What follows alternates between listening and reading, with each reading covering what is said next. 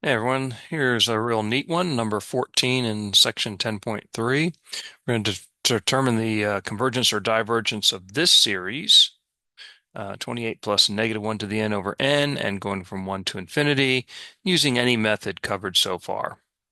Okay, well, if you're going through our list of series tests, first test is the nth term test, and the limit as n goes to infinity of this is what?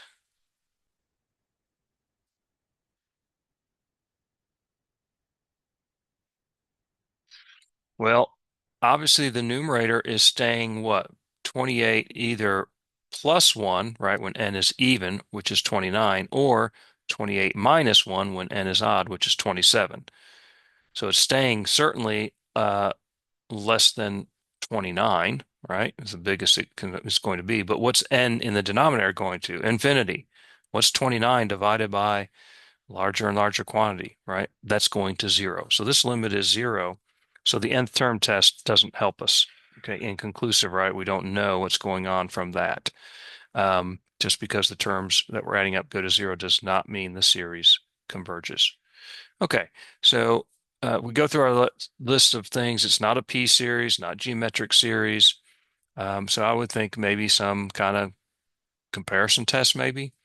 Well, what we just talked about helps us out, I think, because we just said that uh, this thing here, 28 plus the negative 1 to the end, will bounce between 27 and 29. In fact, it's always going to be greater than or equal to 28 minus 1, right, which is 27 over n. So this would be the smallest it could possibly be.